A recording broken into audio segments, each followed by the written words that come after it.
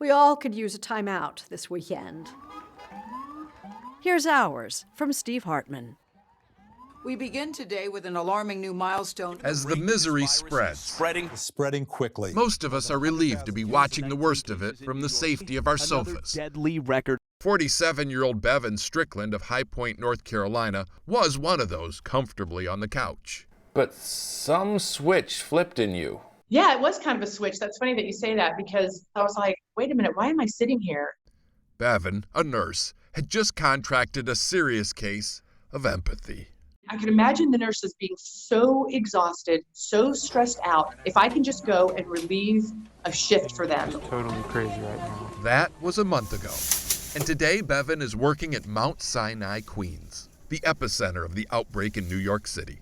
She cares for the sickest patients under the most demanding conditions, solely because she believes she was made for a moment like this.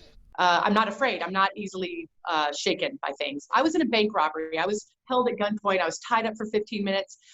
He was tying me up, and I said, are we on candid camera? And, I wanted to make him laugh. I figured I'll make myself human to him, and then he won't want to kill me. It was at that point that I realized this was no ordinary hero. Then I learned that although she's not technically a volunteer, she has to get paid for legal reasons. Bevin plans to donate everything she makes after expenses to the Mount Sinai support staff. And the fact is, she could really use the money.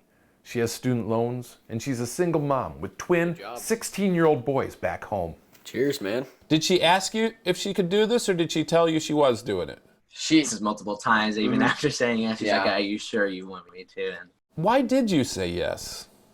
this life is not to just serve yourself, but to serve others. These apples didn't fall far. I believe it's our duty. I believe we should be compelled to do something when we can.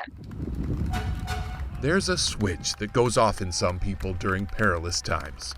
Whether it's the football coach who steps in to stop a school shooter, the NFL player who joins the Army after 9/11, or the nurse who simply stands up from her couch.